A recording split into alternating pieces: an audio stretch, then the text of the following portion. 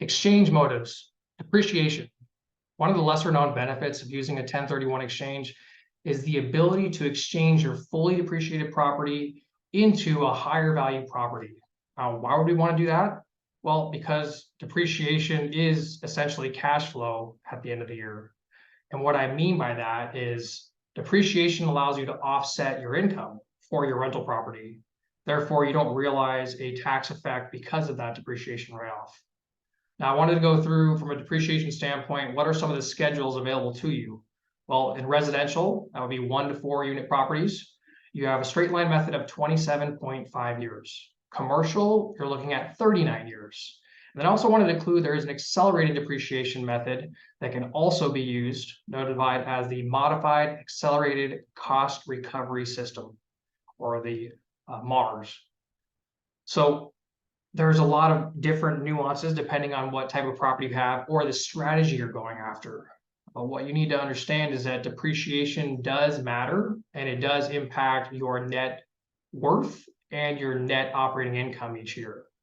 So a lot of clients oftentimes in this category, right, have properties that they have owned for 10, 20, 30 plus years, and they no longer have any basis on the property.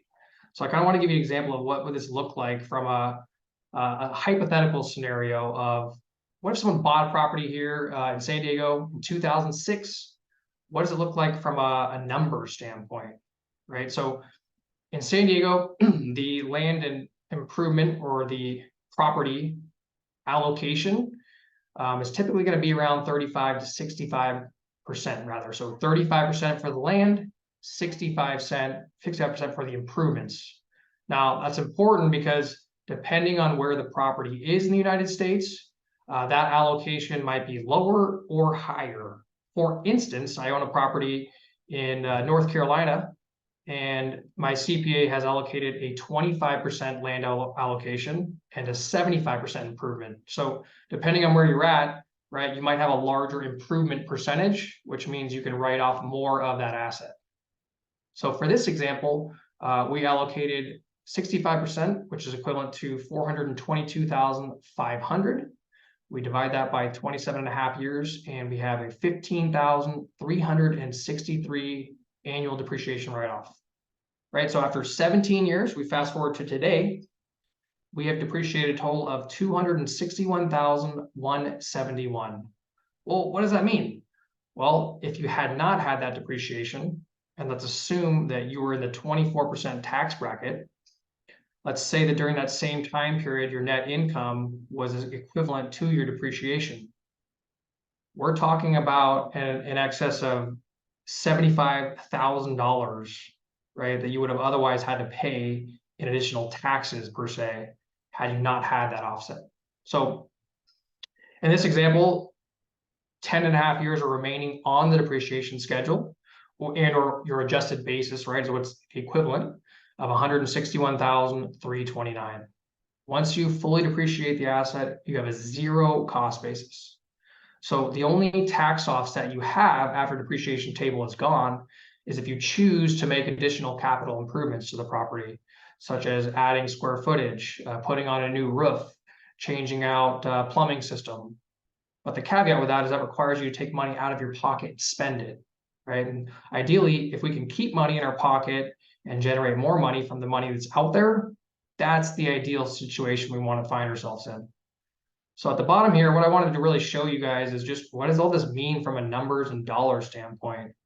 Well, if you no longer had the 15,363 write-off here for depreciation in this example, and you were in the 24% tax bracket here in 2023, you'd be looking at an additional tax bill of $3,687.12, right? Or $307 a month is basically what your negative would be. So it's important to understand this, right? Because a lot of people will look at a property they've had a really long time. They say it's a cash cow, but they're not realizing all the benefits of rental property or investment property, right? They're not getting some of these offsets. And so understanding everything from a big picture is really what I want people to understand from this motivation of depreciation. The second thing is other people have a right to use accelerated depreciation. And so what they can do is rather than focusing maybe 100% on cash flow, if they're in high income earning years, right, they can use, if they qualify, an accelerated depreciation method or a cost segregation study, as they call it. Through the cost segregation study, I'll use one of my properties as an example. I'll be writing off approximately $42,000 in 2022. Right, that's going to save me over $18,000 in taxes.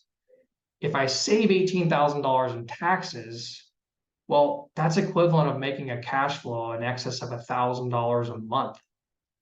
So understand the bigger picture of the cash in, cash out. A lot of us, we just want to focus on the cash that we have in our hand that's coming in every month, but we're not looking at all the different aspects of the property and how we can realize the best outcome from a net worth and a net operating income long term.